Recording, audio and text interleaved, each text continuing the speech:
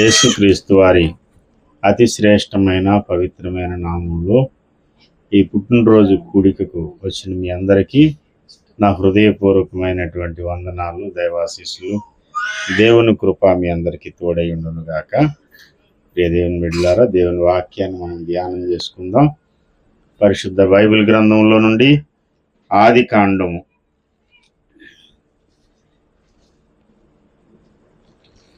50వ అధ్యాయంలో నుండి 49వ అధ్యాయం. ఆది కాండము 49వ అధ్యాయము 26వ వచనం. నీ తండ్రి దీవెనలు నా పూర్వీకుల దీవెనలపైని చిరకాల పర్వతముల కంటే హెచ్చుగా ప్రబలమగును. అవి యోసేపు తల మీదను తన సహోదరుల నుండి వేరు చేయబడిన వాని నడినెత్తి మీదను ఉండును. దేవుడి ఈ పరిశుద్ధ వాక్యం ద్వారా మనందరితోనూ మాట్లాడినట్లుగా దేవుని యొక్క సహాయం కొరకు మనం వేడుకుందాం. అందరూ కూడా ఏకీవించండి, దేవుని సన్నిధిలో ప్రార్థన చేద్దాం. హల్లెలూయా, హల్లెలూయా, హల్లెలూయా, హల్లెలూయా, హల్లెలూయా, హల్లెలూయా. ప్రేమ కలిగిన మా తండ్రి, పరిశుద్ధుడు అయిన యేసయ్య, కృపా సత్య సంపూర్ణుడా, నీ నామానికి వేలాది వందనాలు. ఈ సమయంలో నాయన నాతోనూ నీ పిల్లలందరితో మీరే మాట్లాడండి, నీ వాక్కును పంపించండి. ఈ దినం పుట్టినరోజు జరుపుకున్నటువంటి కుమారుని కూడా మీరు ఆశీర్వదించండి. నీ సన్నిధి కాంతిని మా మీద ప్రకాశింపచేయమని ప్రార్థన చేస్తున్నాను. నీ స్వరమును వినిపించండి, నీ ముఖ దర్శనమును దయచేయండి. ప్రతి ఆటంకాన్ని తొలగించి మీరే మహిమ పొందమని యేసయ్య నామంలోనే వేడుకుంటున్నాం పరమ తండ్రి. ప్రభునందు ప్రియ సహోదరి సహోదరులారా, దేవునితో నడిచిన భక్తుల నోట నుండి భవిష్యత్ విషయాలను దేవుడు పలికిస్తాడు. దేవునితో ఒక వ్యక్తి నడిచినప్పుడు, దేవుని యొక్క సహవాసంలో అతడు ఉన్నప్పుడు, అతనికి దేవుని యొక్క శక్తి, దేవుని యొక్క బలము కూడా అనుగ్రహింపబడుతుంది. ఇదొక అనివార్యంగా తప్పనిసరిగా జరిగి తీరేటువంటి విషయం. ఎందుకంటే దేవుడు తన దాసులైనటువంటి ప్రవక్తలకు ఏది కూడా ముందుగా చెప్పకుండా చేయడట. దేవుడు ఏం చేయాలనుకున్నా దేవునితో స్నేహం చేసే వాళ్లకు ముందుగా చెబుతాడు.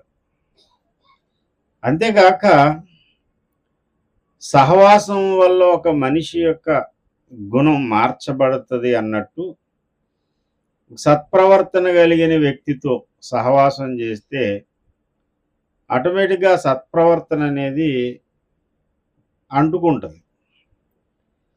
అంటే ఒక బట్టలను తీసుకుని వెళ్ళి సుగంధ ద్రవ్యాలు, మంచి పెర్ఫ్యూమ్ దగ్గర ఉంచామనుకోండి, ఆ వాసన ఈ బట్టలకు కూడా అంటుకుంటుంది. ఇనుప ముక్కను అయస్కాంతంతో ఉంచితే అయస్కాంతంలో ఉండేటువంటి అయస్కాంత శక్తి, ఆ మ్యాగ్నెటిక్ పవర్ ఏదైతే ఉంటుందో, మ్యాగ్నెటిక్ పవర్, ఆ పవర్ ఇనుములోనూ కూడా ప్రవహిస్తుంది. ఇదో మ్యాగ్నెట్ లా, ఒక చిన్న మ్యాగ్నెట్ లాగా ఇది కూడా పనిచేస్తుంది, ఐరన్ కూడా. ప్రియమైనటువంటి సహోదరి సహోదరులారా, సహవాసం చాలా ప్రభావాన్ని చూపెడుతుంది. దేవునితో దీర్ఘకాల సహవాసం చేసినటువంటి వ్యక్తులు ఎవరైతే ఉన్నారో వాళ్ళలో నుండి వచ్చేటువంటి చాలా సంగతులు దేవుని నోట నుండి వచ్చే మాటల్లాగే ఉంటాయి. దేవుడికి భవిష్యత్తు తెలుసు, ఆయన భవిష్యత్తు జ్ఞాని. భవిష్యత్ జ్ఞాని అయిన దేవునితో స్నేహం చేసిన వాడికి కూడా భవిష్యత్ విషయాలు తెలుస్తాయి. అతను నోట నుండి దేవుడు పలికిస్తాడు అనడానికి చక్కని రుజువు, చక్కని ఒక తార్కణ ఏంటయ్యా అంటే, ఆది కాండము 49వ అధ్యాయము ప్రారంభ వచనంలో ఈ మాటలు రాయబడ్డాయి. యాకోబు తన కుమారులను పిలిచి ఇట్లనెను, మీరు కూడి రండి, అంత్యకాల దినములలో మీకు సంభవింపబోవు సంగతులను మీకు తెలియజేసేదను. అంత్యకాలంలో మీకు ఏమి సంభవిస్తుందో అది నేను ముందుగా చెబుతాను అండి. ఎప్పుడైనా మరి సంవత్సరాది అనేటువంటి దినాన్న సంవత్సరాదిని భవిష్యత్తుని చెప్తామని కొంతమంది బయలుదేరుతూ ఉంటారు. నేను చెప్పానంటే 100% భవిష్యత్తు జరిగిపోద్ది అలాగని చెప్పి ప్రగల్భాలు పలికేటువంటి జ్యోతిష్య శాస్త్రం తెలిసినటువంటి వారు, ఆస్ట్రాలజీని నమ్మేటువంటి వారు చెబుతున్నారు. మరి అది ఎంతవరకు కరెక్టో, అది ఎంతవరకు అబద్ధమో తెలియాలంటే కాసేపు వేచి ఉంటే సరిపోదు. సంవత్సర కాలం వేచి ఉంటే సరిపోద్ది. ఇంకెక్కడ లేదు, ఇంత లేదు, అంతా నేను చెప్తే ఖచ్చితంగా జరిగిపోద్ది, పలానా పార్టీ గెలుస్తుంది, పలానా పార్టీ ఓడిపోద్ది అని చెప్పిన వాళ్ళు బోల్తా పడ్డారు. ఏమయ్యా అన్ని ప్రగల్భాలు పలికావు కదా, నువ్వు చెప్పినట్టు ఆ పార్టీ గెలవలేదు ఏంటని అడిగితే, అవును సార్, కొన్నిసార్లు మన జ్యోతిష్యం కూడా కరెక్ట్ అవుతుంది ఏంటి, మేము కూడా మనుషులమే కదా, ఒక్కోసారి మనం అనుకున్నది కరెక్ట్గా నెరవేరకపోవచ్చు అని మాట మార్చినటువంటి వారు కూడా లేకపోలేదు. అంత్యకాలంలో మీ భవిష్యత్ కాలంలో ఏం జరగబోతుందో అది నేను మీకు తెలియజెబుతాను అని చెప్పినటువంటి ఆయన ఆస్ట్రాలజీ ఎరిగిన వాడు కాదు.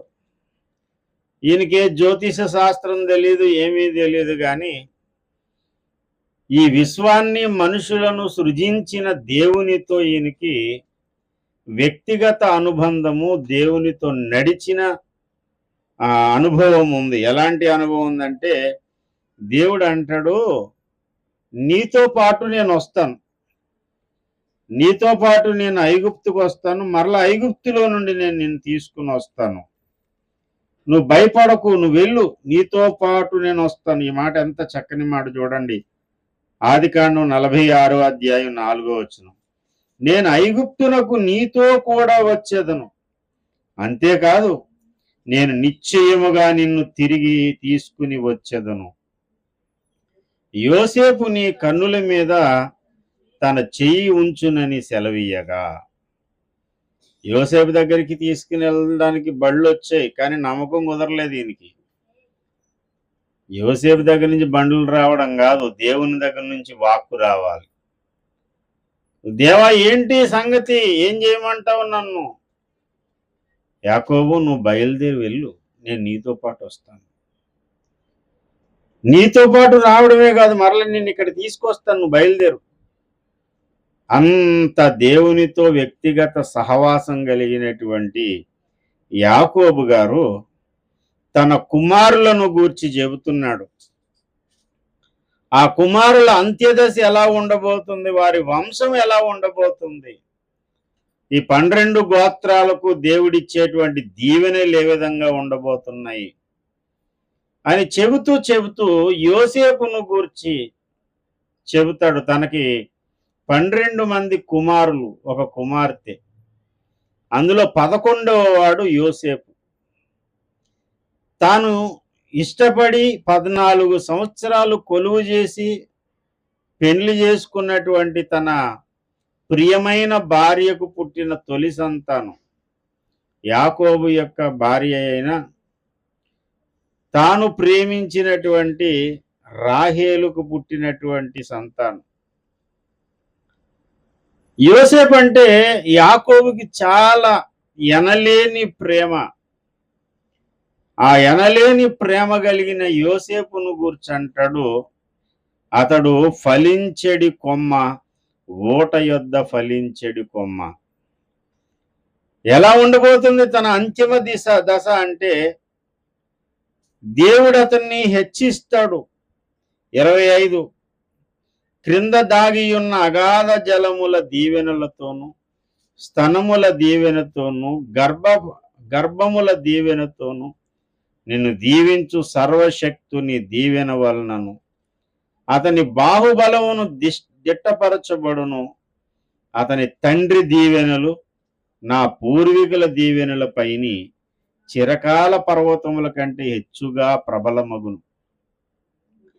ఏంటి, అతని తండ్రి దీవెనలట పూర్వీకుల దీవెనల పైన చిరకాల పర్వతముల కంటే హెచ్చుగా ప్రబలమగును.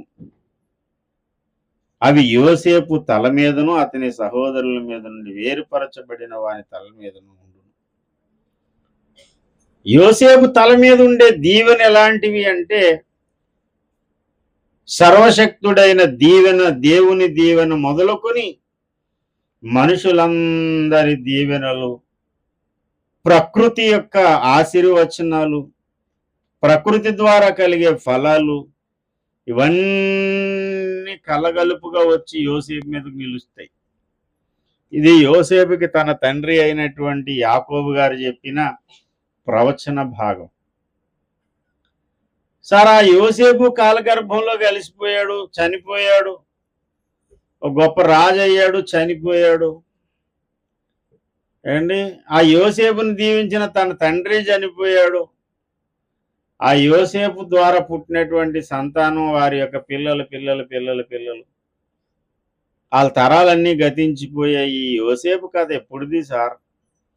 ఎప్పుడో క్రీస్తుకు పూర్వము 2000 సంవత్సరాల కిందట అబ్రహాము చరిత్ర అయితే, అబ్రహాము మనవడైనటువంటి యాకోబు గారి యొక్క కొడుకు, మునిమనవుడు. అంత లాంగ్ ఏగో ఎప్పుడో జరిగిన కథను గురించి ఎందుకు సార్ ఇంతలా చెప్పుకోవాలి? అతనికి అనుగ్రహింపబడిన దీవెన గురించి ఇప్పుడు మనం ఎందుకు మాట్లాడుకోవాలి? అట్టడుగు స్థాయి నుండి అత్యున్నత స్థానానికి యోసేపు హెచ్చింపబడ్డాడు.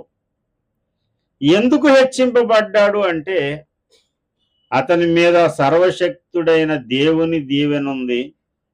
అంతేకాదు, తన బంధువుల, తన రక్త సంబంధుల, తన తండ్రి దీవెనలు, మనుషులందరి దీవెనలు అతని మీద నిలిచి ఉన్నాయి. ఒక వ్యక్తి దైవ దీవెన, మనుషుల దీవెన, ఈ 2 దీవెనలు సంపాదించుకోవాలి. ఎక్కడ పుట్టినరోజు జరుపుకున్నా, ఏం చేసుకున్నా, ఒంటరోళ్ళలాగా ఎక్కడికో వెళ్ళిపోయి అడవిలో మనుషులు లేని చోట నడివీధుల్లో నిలబడి కేకులు కట్ చేస్తారు కొంతమంది. ఎందుకు కట్ చేసుకున్నారో కేక్ అక్కడ అంటే, అర్ధరాత్రికి అట్లా బైక్ దగ్గర కేక్ కట్ చేసుకోవడం ట్రెండ్. మహా అయితే ఒక 5-6 సంవత్సరాలకి ఈ ట్రెండ్ బాగా నడుస్తుంది.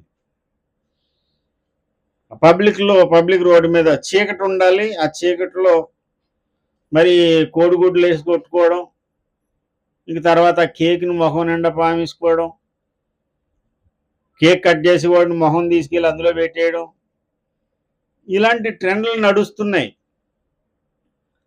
సాధారణంగా ఏం చేస్తారంటే, పుట్టినరోజు జరుపుకున్నప్పుడు పెద్దల దీవెన నాకు కావాలి, కన్న తల్లిదండ్రుల దీవెన, సంఘ దీవెన, సహవాసంలో ఉన్న వారి దీవెన నాకు రావాలని ఇలాంటి కూడిక ఏర్పాటు చేసుకోవడమో, ఇంత కూడిక ఏర్పాటు చేసుకోకపోతే కొంచెం ఏదో ఒకటి 10 మంది కలిసి కేక్ కట్ చేసుకోవడం, ఆ తర్వాత అక్షంతలతో ఆశీర్వదించడం, ఇవన్నీ ఎందుకు చేస్తారు?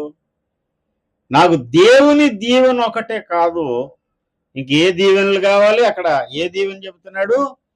దేవుని దీవెనతో పాటు నిన్ను దీవించు సర్వశక్తిని దీవెన వలనను అని చెప్పిన తర్వాత 26లో నీ తండ్రి దీవెనలు నా పూర్వీకుల దీవెనల పైని. నీ తండ్రి దీవెనలు ఎక్కడ ఉండాలంటే పూర్వీకుల దీవెనల పైని చిరకాల పర్వతముల కంటే హెచ్చుగా ప్రబలమగునుగాక.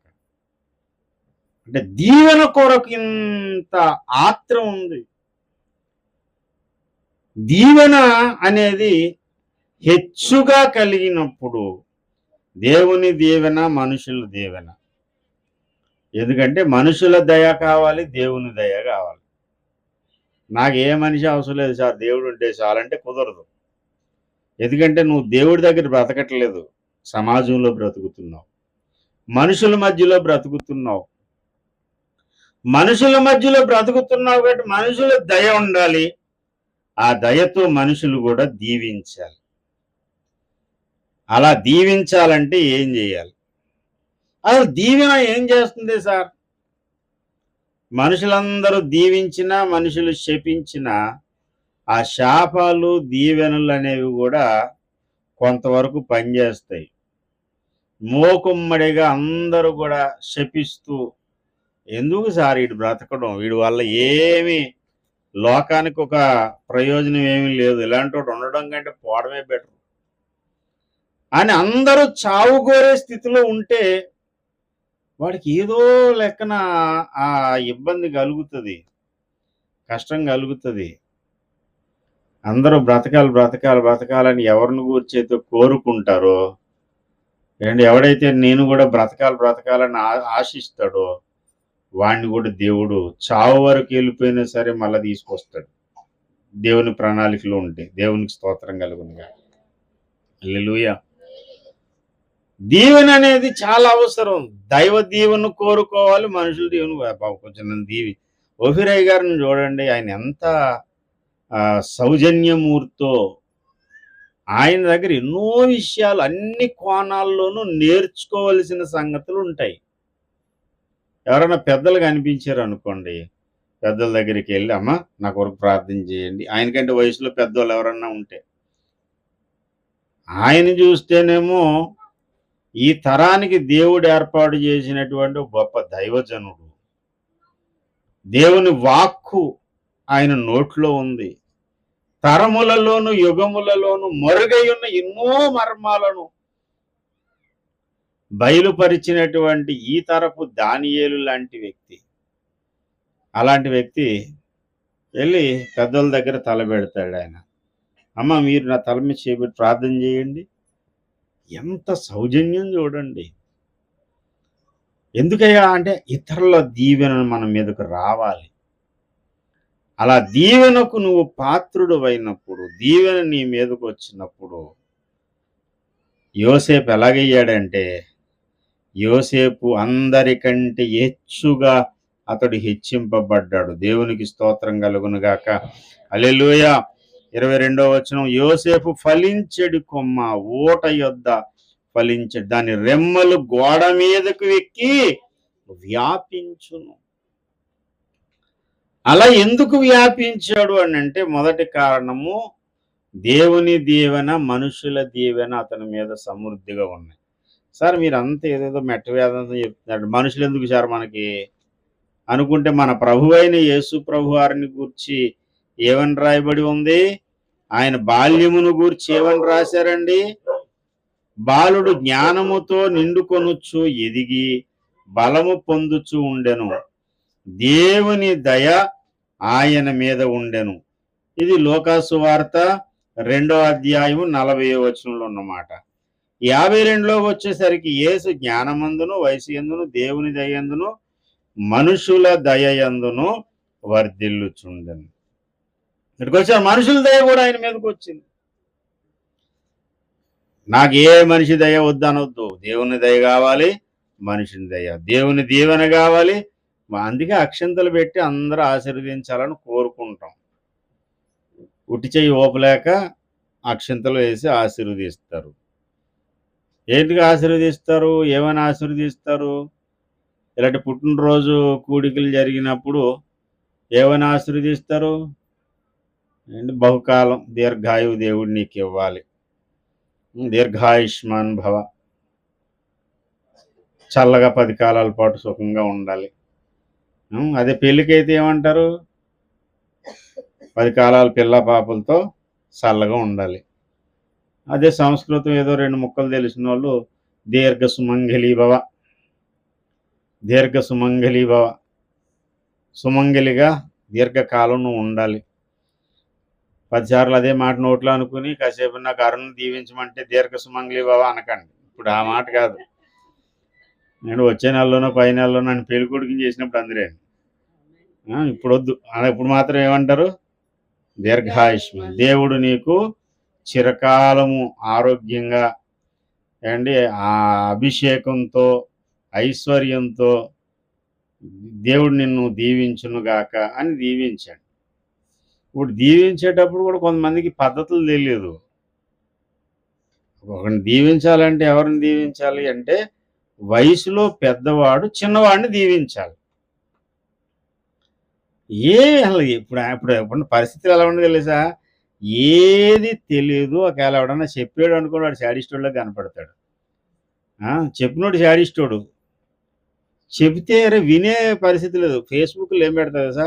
ప్రతి ఒక్కరు గాడ్ బ్లెస్ యూ అని బ్లెస్ చేస్తుంటారు. ఒరేయ్! బ్లెస్ చేయడానికి నువ్వే కుర్రోడు కదరా! నువ్వు కుర్రోడివి. బ్లెస్ చేసి దీవించే స్థాయి అంటే ఎలా ఉండాలి?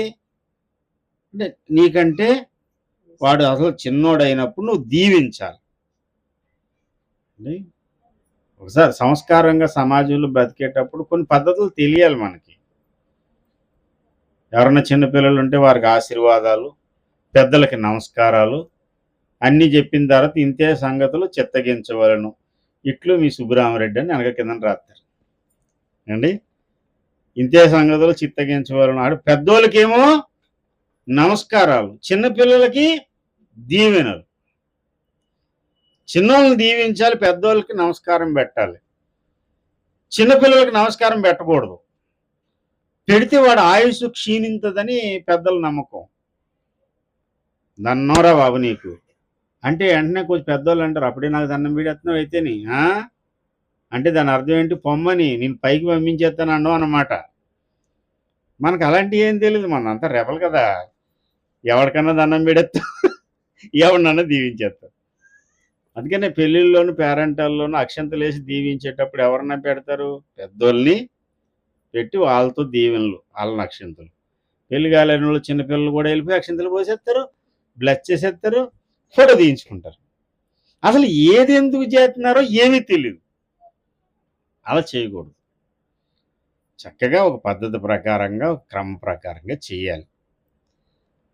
దేవుని దీవెన, మనుషుని దీవెన కేవలము అక్షంతలు వేయడంలోనో ఆశీర్వచనం పలకడంలోనూ కాదు. ఆ దీవెన నీకు ప్రాప్తించాలంటే నువ్వు యోసేపు లక్షణాలు కలిగి ఉండాలి.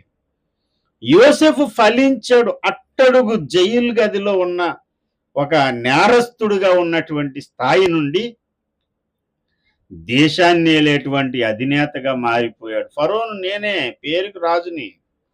కానీ యోసేపు ఏది చెబితే అదే చెయ్యండి మీరందరూ కూడా. యోసేపుది పై చెయ్యి.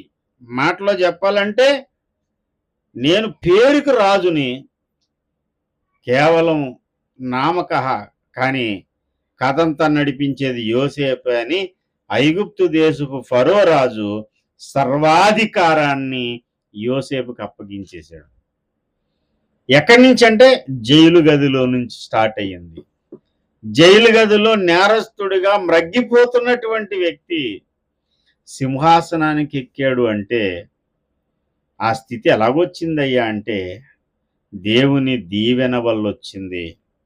తన తండ్రి దీవెన, పూర్వీకుల దీవెనంతటికి పైన పర్వతములంత హెచ్చుగా అతని మీద ప్రబలింది. ఆ దీవెన ప్రభావమే అంత ఉన్నతమైన స్థాయికి తీసుకెళ్ళింది. దేవునికి స్తోత్రం కలుగునుగా. ఆ దీవెన అతనికి ప్రాప్తించడానికి యోసేపు యొక్క తత్వము చూడండి. మొట్టమొదట బాల్యము నుండి యోసేపుకున్న ఆలోచన ఏంటంటే తాను తప్పు చేయుడు, తప్పును సహించడు.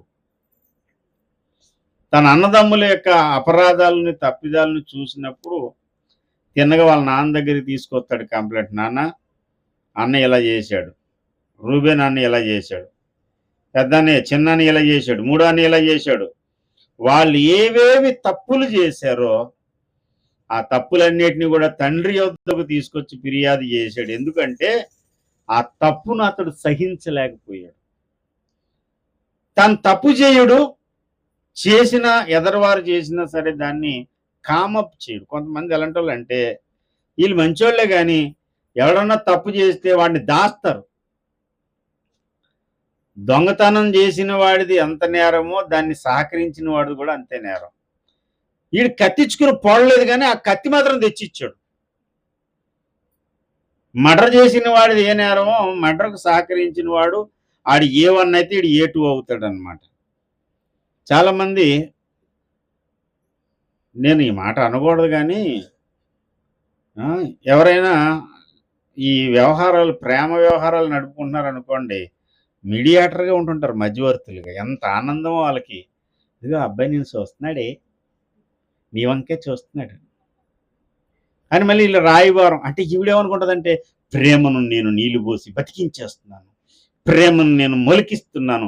ప్రేమను సిగిరిస్తున్నాను. సిగిరించడం లేదు, మొలిగించడం లేదు. ఆఖరికి ఇద్దరు కంపైపోతారు. రోడ్డు మీద పడిపోతారు. అవునా? ఒక అమ్మాయి ప్రేమించింది. మధ్యలో ఏమో ఈవిడ రాయబారం నడిచింది. కొన్ని రోజులకి బ్రేకప్ అయిపోయింది. బ్రేకప్ టీ కప్పుల్లా పగలగొట్టేసుకుంటున్నారు. ఈజీగా అయిపోతుంది. కానీ ఏమవుతుందంటే, ఈ బ్రేకప్ ఏమైందంటే అవతలమ్మాయి సూసైడ్ చేసుకుంది. చేసుకున్న తర్వాత ఏమైందంటే, అసలు ఈ కథంతా ఎక్కడి నుంచి స్టార్ట్ అయిందని చెప్పి వెతికితే పలానా అమ్మాయి. అప్పుడేం చేస్తారు? ఈ రాయబారం నడిపిన మహావీరురాలుని చూడండి, ఆవిడని రోడ్డు మీద పెట్టి, తిట్టిన తిట్లకి లాస్ట్‌కి పోలీస్ స్టేషన్ మెట్లెక్కవలసొస్తది. తిట్లు, మెట్లు తట్లగా వస్తాయి. దేనికి? ఈ రాయబారాలకి. ఎందుకు సార్? ఇలాంటిది ఏదైనా కథ నడుతుందనుకోండి, ఇది ముదరక ముందే ఆళ్ళు పెద్దోళ్ళకి చెప్పి కొంచెం జాగ్రత్త పడండి, ఒళ్ళు దగ్గర పెట్టుకోండి అని చెప్పారనుకోండి, అమ్మాయి పరువు నిలబడతది. ఈళ్ళ పరువు నిలబడతది. అన్నీ సెటరేట్ అయిపోతాయి. అవునా కాదా? ఓసారి ఒక బేవర్స్ గాడిని ఆడసలకి మామూలోడు గాదు. ఆడెలాంటోడనుకున్నాడు, దారెంట పోయేవాడిని పిలిచి కొడతాడు. పిలిచి కొట్టేంత రెక్లెస్ దొంగ, త్రాగుడు. అన్ని దుర్మార్గ వరాలు కూడా ఉన్నాయి ఆడికి. అన్ని దుర్మార్గ వరాలు ఉన్నవాడిని మా సండే స్కూల్లో ఉన్న మాతో పాటు పెరిగిన అమ్మాయి వాడు వంక చూడడం మొదలెట్టింది. నేను ఒకసారి చూశాను, 2 సార్లు చూశాను, కనిపెట్టాను. ఏటి సమయం సందర్భం లేకుండా ఆ గేటు దగ్గరికి వెళ్ళి నిలబడుతుంది, అంతసేపు ఏం చేస్తుందని చెప్పేసి నేను గమనించి కన్ఫర్మేషన్ చేసుకుని తిన్నగా తీసుకెళ్ళి అమ్మగారికి చెప్పాను. మాకు అక్కడ ఆమె సుప్రీం లీడర్, ఇంకా తిరుగులేదు. ఇంకా డైరెక్ట్గా అమ్మగారికి తీసుకెళ్ళిన అమ్మగారు, ఇది కన్ఫర్మ్గా నేను చూశాను, ఈ అమ్మాయి వేషాలు ఏం బాగోలేదు. ఈరోజు ఫోటో పెట్టాను చూడండి, ఆ ఫోటో ఏజ్ అనమాట. గ్రూప్లో ఫోటో పెట్టాను నాది 15 సంవత్సరాల వయసులో. అప్పుడు జరిగిన స్టోరీ ఇది. డైరెక్ట్గా తీసుకెళ్ళి విషయం చెప్పగానే అండి అమ్మగారు పిలిచి అడిగారు. లేదన్నమ్మా, అదన్నమ్మా, నేను అసలు వెళ్ళలేదమ్మా. నేను ఒప్పేసుకుంటారా? నేను అసలుకి ఊరుకోను. నేను ఏదన్నా నిరూపించాలనుకున్నప్పుడు ఖచ్చితంగా అది 100% నిజమైతేనే చెప్తాను. నేను నిరూపించగలిగితేనే చెప్తాను. నిరూపించేశాను, అంతా అయిపోయింది. ఫుల్‌గా ఆ పిల్లకి ఎంత నా వయసే 15 సంవత్సరాలు అప్పుడు కూడా పిల్లకి. అప్పటికే దోమలు కుట్టేసినాయి. అదే ప్రేమ అనే దోమ కుట్టేసింది. మలేరియా రాకముందే మందేయించాను నేను. ఏయించిన తర్వాత 2 నెలల పాటు ఆ పిల్లకి నిర్బంధం, గృహ నిర్బంధం. ఇంకెక్కడికి వెళ్ళనివ్వరు ఇంకా. గేటు దగ్గరికి వెళ్ళే పని కూడా లేదు. గేటు లోపలే తాళం వేసారు. చర్చిలో గేటు ఉంటుంది, గేటు లోపలే ఉంటుంది. ఇంకా బయటికి వెళ్ళే పని లేదు. అలాగే నేను అప్పుడు ఇచ్చిన ట్రీట్మెంట్కి ఆ పిల్ల బ్రతుకు బంగారంలా ఉంది ఇప్పుడు. లేకపోతే వాడి చేతిలో చాలామంది మోసపోయారు. వాడు ఎంతవరకు అంటే పిల్లల జీవితాలు నాశనం చేసేవరకే. ఆడేం పెళ్లి చేసుకోవడం చాలామంది చేశాడు అలాగా, దుర్మార్గుడు. ప్రియమైనటువంటి దేవుని బిడ్డలారా, ఇప్పుడు నేను ఏం చేశాను అంటే, ఇప్పుడున్న ట్రెండ్లో అందరూ కూడా నన్ను శత్రువు కింద చూస్తారు. దుర్మార్గుడా, ప్రేమను నాశనం చేశావు.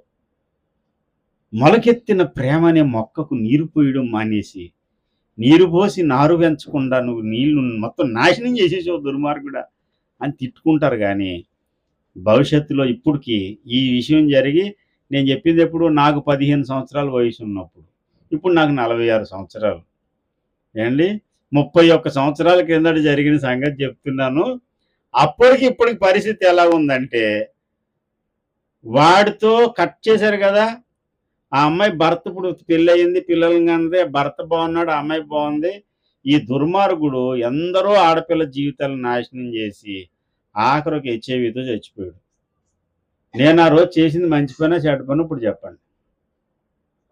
ఒకడు చెడ్డ పని మొదలెట్టాడు అనగానే సమాచారం నీట్గా పాస్టరమ్మ గారు లేకపోతే పాస్టర్ గారు, నాకు ఎందుకు ఇలా ప్రవర్తన బాగోలేదండి అనిపించి నేను చూసి ఏం చేస్తాను తెలుసా? 2 పక్కల బావుందనుకోండి. ఈడు జోడు బావుంది. ఈ కుటుంబానికి, ఆ కుటుంబానికి ఇబ్బంది లేదనుకోండి. దానికి సరైన ట్రీట్మెంట్ ఏంటంటే వెంటనే పెళ్లి చేసేయడం. ప్రేమ రోగానికే మందు పెళ్లి. పాప రోగానికి మందేంటి? పాప రోగానికి మందు పరిగిటి కొనకుంటే దొరకదిక ముందు, అది యేసయ్య రక్తం. ప్రేమ రోగానికి మందేంటి? ఏం ఆలోచన లేదు, పెళ్లి చేసాడు, వేరే కాపురం పెట్టించాడు, అంతే.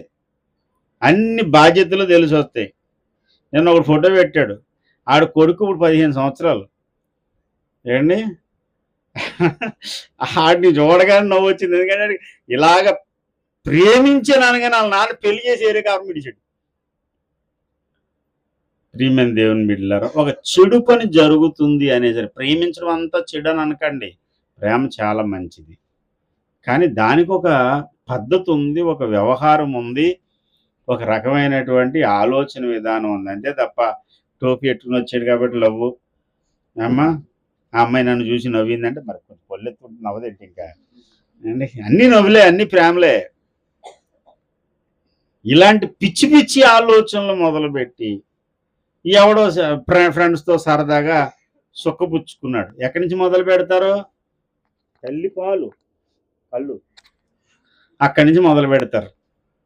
అక్కడి నుంచి మొదలుపెట్టి సుక్క అనగానే నువ్వేం చేయాలి? దాపరకం పెట్టడం కాదు, వాడిని దారిలో పెట్టడానికి చూడాలి. తప్పు చేసిన వాడిని దాయాలని చూస్తారు చూడండి. అంటే ఈదులో పెట్టమని నేను అనడం లేదు, వాడిని సరిచేసే మార్గం ఏదో చూడాలి. తప్పు అనేది ప్రారంభంలోనే దాన్ని అరికట్టగలిగితే, దాన్ని సరిచేయగలిగితే వాడు బ్రతుకు బంగారంలా ఉంటుంది. లేదు వదిలేశారు, దాస్తారు కొంతమంది. నేను చాలా ప్రేమ కలిగిన వాడిని, ప్రేమ కలిగిన వాడు దోషాలు దాయడం ప్రేమ కాదురా, అండ్ దోషం నుంచి బయటికి తీసుకురావడం ప్రేమ. యోసేపుకి అంత ఉన్నత స్థాయికి ఎదగడానికి కారణం ఏంటో తెలుసా? తాను తప్పు చెయ్యడు, చేసిన వాళ్ళని ఎంకరేజ్ చేయడు. మరి ఏం చేస్తాడు? ప్రచార సమితి కాదు. కొంతమంది ఎవడైనా తప్పు జరిగింది అనుకోండి, భుజాన్ని నాలుగేసుకుని ఇద్దరికి చెప్తారు, అందరికీ చెప్పరు. మళ్ళీని ఎవరిద్దరికి? అడిగినోడికి, అడగలేని వాళ్ళకి. ఇదిగో పిన్ని నీకు సంగతేసా, చెవులు కొరికింటాయి. అయినా మనకెందుకులే, ఎవరికి చెప్పక నువ్వెవరికి చెప్పవని నేను చెప్పాను నీకు. రాత్రి 11 అయ్యేసరికి మెల్లగా ఇవిడికి కడుపు పొంగుతుంది, 12 అయ్యేసరికి ఇలాగ అయిపోద్ది, ఊపిరి ఆడతావు. ఏంటంటే కడుపులోకి వెళ్ళిపోయింది ఆ మాట, వెళ్ళిపోయి పెరిగిపోయింది. ఇప్పుడు ఎవరెవరికి చెప్పాలా? వెంటనే పక్కింటి ఆవిడ తలుపు, రాత్రి ఒకటి తలుపు పడేసి, చెప్పండి ట్యాబ్లెట్ వద్దు, ఈ మాటిని ప్రచార సమితి కాదు యోసేపుది. తిన్నగా తండ్రి దగ్గరికి వెళ్తాడు, నాన్న ఇది సంగతి. సరే, వాళ్ళ నాన్న ఏం చేస్తాడంటే దాన్ని ఎలా సవరించాలో అలా సవరించుకుంటాడు. ఏం చేసినా వాళ్ళ నాన్న ఇష్టం, నాకు సంబంధం లేదు. ఇంకా నా వరకు నేను తప్పు చేయను, ఎవడన్నా తప్పు చేస్తే నేను దాన్ని దాసి మూతపెట్టి రాయబార సమితి అండి. ఈ రాయబార సమితిని ఇంకోటి అంటారు తెలుసా అండి? ఇద్దరు మధ్యలో కథ నడిపించే వాళ్ళని ఏమంటారంటే మధ్యవర్తి అంటారు. దాన్ని అందరికీ తెలుసున్నటువంటి భాషలో చెప్తే కొంచెం బాధపడతారు, బోకర్ అంటారు. మనకు తెలుసున్న భాషలో. అలాంటి పనిహిమల పనులు చేయకండి ఎవరు కూడా. ఎందుకు వచ్చింది సార్, ఎందుకు అలాంటి పిచ్చి పనులు చేయకండి. తప్పు జరుగుతుంది, నష్టం జరుగుతుంది అనిపించిందా నీకు? తిన్నగా తల్లిదండ్రుల దగ్గరికి వెళ్ళి, అమ్మా జాగ్రత్త పడండి, జాగ్రత్త చూసుకోండి, మీ ఓడు సిగరెట్లు కాలుస్తున్నాడు, మీ ఓడు పాలనవలతో తిరుగుతున్నాడు, మీ ఓడు ఈ తప్పు చేస్తున్నాడు, జాగ్రత్త పడండి. తల్లిదండ్రులు చెప్పాలి. వెళ్ళి సంఘంలో జరిగినప్పుడు తిన్నగా ఆత్మీయ తల్లిదండ్రులకు వచ్చి, అయ్యా పలానా విషయం జరుగుతుంది. కొంతమంది ఊరంతా కాలిపోయినా సరే పాస్టర్ గారికి తెలియకూడదు, సీక్రెట్ ప్రేమ. ఇదేం ప్రేమ? దిక్మాల ప్రేమ. నీకు మైండ్ సరిగ్గా లేదు. అందుకే నువ్వు ఆత్మీయంగా వర్ధిల్లలేకపోతున్నావు. యోసేపు ఫలించెడు కొమ్మలాగా, ఊట యొద్ద ఫలించే కొమ్మగా ఎందుకున్నాడు అనుకుంటున్నారు? తప్పును ఆపడానికి, జరిగే నష్టాన్ని పూడ్చివేయడానికి సన్నద్ధుడై ఉంటాడు యోసేపు. అది యోసేపు లక్షణం. యోసేపు యొక్క మరొక సుగుణం ఏంటయ్యా అంటే, పగలబెట్టుకోవడం అతనికి లేదు. తన అన్నలు అతని మీద చాలా పగబెట్టుకున్నారు. ప్రేమించే వ్యక్తి యోసేపు. నాన్నగారు అంటాడు, బాబు మీ అన్నయ్యలు చాలా రోజులు అయిందిరా, పొలానికి వెళ్ళారు, పశువులను మేపుతామని వెళ్ళారు, ఇంకా రాలేదు, ఎక్కడికి వెళ్ళిపోయారో, ఒకసారి అన్నయ్యలు ఎక్కడున్నారో చూసిరా, వాళ్ళ క్షేమస్థితి అడిగిరా, నువ్వు వెళ్తావా అంటే, నాన్నగారు నేను వెళ్తానండి. 17 సంవత్సరాల కుర్రాడు. నాన్న చెప్పగానే వెంటనే బయలుదేరాడు. చాలాసేపు వెతికాడు, కనపడలేదు. ఎవరిని అడిగితే బాబు ఫలానా చోటకి వెళ్తారని వాళ్ళు మాట్లాడుకోవడంగా మేము విన్నాం. అన్నలు అప్పటికి చాలా రోజులు బట్టి ఇతనితో మాట్లాడరు సరిగా. వాళ్ళు ఎంత కసితో ఉన్నారంటే, దూరం నుంచి రే వాడికి కళ్ళు వస్తున్నాయి కదా, నాన్నేమో వాడిని చాలా ప్రేమించున్నాడు కదా, ఈ రోజు వాడిని చంపేసామంటే శను దులిపోద్దిరా, అడ్డు లేకుండా అయిపోద్ది, లేపు పడేద్దాం. దగ్గరికి వచ్చారు, అనయా అనుకుంటూ వచ్చాడు. మొహం అంకలా చూసి, కొంతమందికి ఇదో రోగం, పలకరించామనుకోండి ఇలా చూస్తారు. అక్కడ బైబిల్లో ఏమని తెలుసా? అతన్ని యందు పగబూనిన వారై అతని క్షేమమును కూడా అడగలేకపోయారు. యూదులు గనక వాళ్ళ యొక్క ఆచారం ఏంటంటే, అబ్రహాం సంతతి కాబట్టి వాళ్ళకి హెబ్రీ భాష మాట్లాడేవారు కాబట్టి వాళ్ళు ఏమని పలకరించుకుంటారంటే షాలోమ్ అని పలకరించుకుంటారు ఒకరికొకరు. మన అలవాటు ఏంటి అమ్మా? వందనాలండి, లేదా ఇంకేమంటాం, ప్రైజ్ ది లార్డ్ అండి, పలకరించుకుంటారు. కొంతమంది అందరితో పలకరింతారు కదా, నా దగ్గరికి వచ్చాక ఇలా చూస్తారు దెయ్యాన్ని చూసినట్టు. నేనేంటి వీడికి ఇలా కనపడ్డాను, నేను పలకదా, వందనాలమ్మా బాగున్నారా అంటే, నేను వందనాలు చెప్పాక కూడా ఏమనాలో అర్థం కాదు. వీడి మైండ్ మొత్తం ఏమైనా చెడిపోయిందా, ఈ సిస్టమ్ ఏదన్నా డ్యామేజ్ అయ్యిందా, చిన్న మీద ఏమైనా సిదిగిపోయిందా, నాకేం అర్థం కాదు. చాలాసేపు అనుకుంటాను. నేను పాస్టర్ గారితో సార్ అన్నాను, పలానా ఓడి ఏంటమ్మా, నేను పలకరించినా సరే అంటాడు, అదే వందనాలు, వందనాలు బాబు అన్నాక ఏం రోగంరా నీకు, ఏంటంటున్నాను, హలో బాబు బాగున్నావా అంటే బాగున్నాను, వందనాలు అంటే వందనాలు, ఆ రెండు అండం ఇష్టం లేదు, జైవీం అంటావు, పోలే జైవీమే అనుకో, ఏదో పలకరింపు ఉండాలి కదా. ఈయన శిలకరింపు బాప్తిసం కానీ పొందాడా? శిలకరింపు బాప్తిసం కాదు, ముంచుడు బాప్తిసం ఇచ్చాను, కానీ పలకరింపు చేత కాదు. నేను చాలా కోప్పటి చెబుతున్నాను, ఈ పద్ధతి మానుకోండి.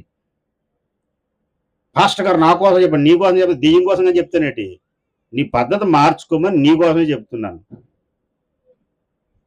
ఎదురుగుండా వచ్చి బాగున్నావమ్మా ఏమనాలి? స్కూల్లో టీచర్ దగ్గరికి వెళ్ళినప్పుడు ఏమంటారు? స్కూల్ టీచర్ దగ్గరికి వెళ్ళి ఏమంటారు? గుడ్ మార్నింగ్, బ్యాడ్ మార్నింగ్ ఏదో చెప్తారా, లేకపోతే ఎలా దెయ్యం చూసినట్టు చెప్తారా? యోసేపు ఎదురు పెడితేనంట అతని యోగక్షేమమును కూడా పలకరించలేకుండా, కనీసం పలకరింపు లేదు. ఈయన మాత్రం ఎగేసుకెళ్తున్నాడు, అనియా అనియా అని అనుకుంటా. యోసేపు మైండ్లో ఎలా ఉందంటే, నన్ను ప్రేమించేవాడైనా నన్ను ద్వేషించేవాడైనా నా వంతు నేను ప్రేమిస్తాను. ఆ ప్రేమ కలిగిన ఆ సాత్వికము, ఆ దీన మనసే యోసేపును అంత ఎత్తుకు తీసుకెళ్ళిపోయింది. దేవునికి స్తోత్రం కలుగును గాక.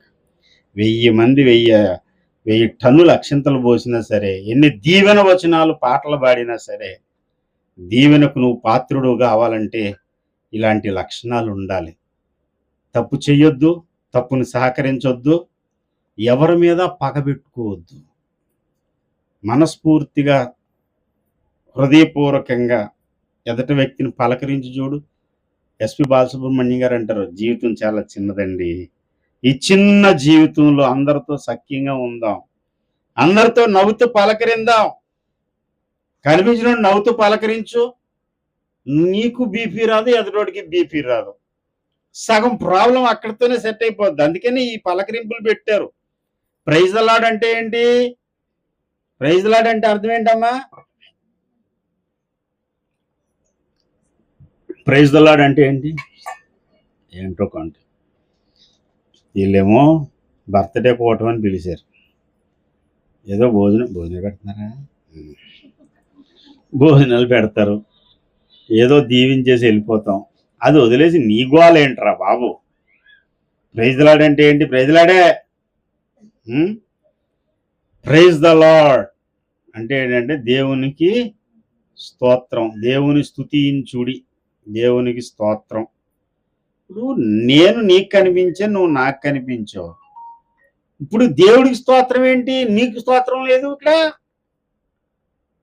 అమ్మా, నీకు వందనాలు చెప్పాలా, దేవునికి స్తోత్రం చెప్పాలా?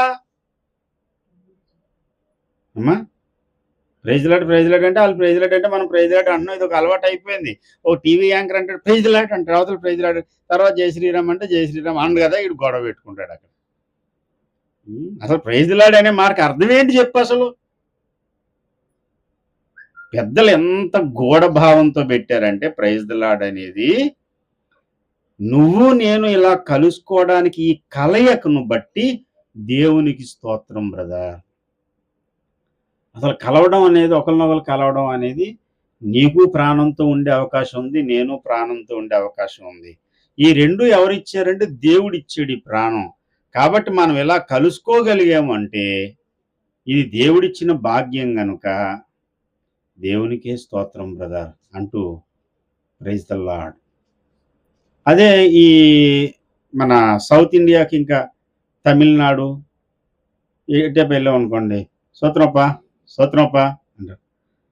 నాకు స్తోత్రం చెప్తున్నారు ఏంటంటే, నీకు కాదు స్తోత్రం, అప్పకి. అప్ప అంటే ఎవరు? తండ్రి. తండ్రి స్తోత్రం అంటే ఇద్దరు విశ్వాసులు కలగానే ఎవరికి స్తోత్రం చెప్తున్నారు? స్తోత్రం అప్ప. నార్త్లోకి వెళ్ళాం అనుకోండి, వాళ్ళు ఏమంటారు తెలుసా? ఇద్దరు కలవగానే జై మసీహి, జై మసీకి, జై మసీకి. మసీకి జై. మసీ అంటే ఎవరు? అంటే పొయ్యిలో మసి కాదమ్మా బాబు, మసీకి జై అంటే. మసీహి అంటే యేసయ్య, క్రీస్తుకు జై, జై మసీకి. అంటే ఏదో పలకరింపు. కొంతమంది షాలోమ్ అనే వాళ్ళు కూడా తయారయ్యారు. ఇదంతా అనకూడదు సార్, మనం ఏమనాలి? వందనాలు అనాలి. అలా వందనాలు మసీహో లేకపోతే బైబిల్ మిషన్ వాళ్ళు ఏమంటారంటే మరణాత. బైబిల్ మిషన్ పాస్టర్ గారు ఉంటే నేను మరణాత అంటాను.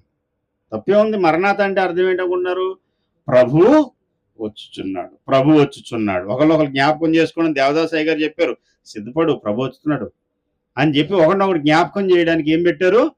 మరణాత. ఇందులో ఏదో ఒకటి నీకు నచ్చిందను, అలా ఒకరినొకరు పలకరించుకుని ప్రభువుని స్తుతించుకో. ఆ పరిచయంతోనే, ఒకరి కలయికతోనే సమాధానం అక్కడ ఏలుబడి చేస్తుంది. అదంతా వదిలేసి ఇలా భూతంలా చూసాం అనుకోండి, ఎవరు ఎంటర్ అవుతారు అక్కడ? సైతాన్ ఎంటర్ అవుతాడు. దేవుని లేదు. లోకంలో కొంతమంది ఎవరో కనపడ్డారు, నమస్కారం అండి. కొంతమంది హిందూ సోదరులు నాకు ఫోన్ చేసి ఏమంటారు తెలుసా? ప్రైజ్ లార్డ్ అండి పాస్టర్ గారు అంటే వాళ్ళకి తెలిసింది. దాని అర్థం ఏంటో తెలియకపోయినా, ఒరే పాస్టర్ గారితో మాట్లాడుతున్నాం. మన సంఘంలో కూడా కొంతమంది ఫోన్ చేసి అనుకోండి, బాబు ప్రైజ్ లార్డ్ అంటే చెప్పండి. ఏం చెప్పండి? దానికి రిప్లై ఒకటి ఉండాలా? ప్రైజ్ లార్డ్ తమ్ముడు ఎలా ఉన్నారు, ఏంటి సంగతి అంటే, ఏంటి చెప్పండి. ఎలాగా చెప్తాం కదా, నోట్లో మాటలోనే చెప్తాం కదా. ఈ లోపల కంగారెట్టి నీకు చెప్పండి అని అన్నదానికి రిప్లై ఇవ్వాలి. అది నేర్చుకోండి, చెప్తున్నాను. యోసేపు మీద గుండెల వరకు కక్ష ఉందంట, కోపం ఉందంట. అలాంటి కోపం ఏమి లేకపోయినా పద్ధతులు తెలియక నేను చెప్పి వీళ్ళు చేసే పనులు, గుండెల నిండా పగబెట్టుకున్న ప్రజల దగ్గరికి కూడా, అన్నగారుల దగ్గరికి కూడా నవ్వుతూ వెళ్ళి పలకరించాడు. ఇది యోసేపు యొక్క సుగుణం. దేవునికి స్తోత్రం. హల్లెలూయా. నా వంక కోపంగా చూసినోడికి నేను ఎందుకు పలకరించాలి?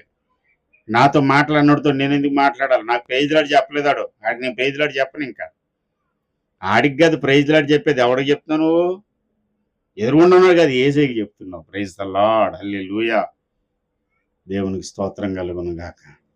ఇలాంటి సుగుణము యోసేపులో ఉంది. ఆ తర్వాత యోసేపులో ఉండే ఇంకో గొప్ప సుగుణం ఏంటో తెలుసా? అన్ని అవకాశాలు అతని ముందుకు వచ్చాయి తప్పు చేయడానికి, పాపం చేయడానికి. ప్రేరేపణ దినదినము యోసేపును ప్రేరేపిస్తూ ఉంది. ఒక దుర్మార్గురాలు, పొతీఫరు భార్య, యజమానురాలు, అతని యొక్క అందం మీద, అతని యొక్క సౌందర్యం మీద దాని దుష్ట కన్ను పడింది.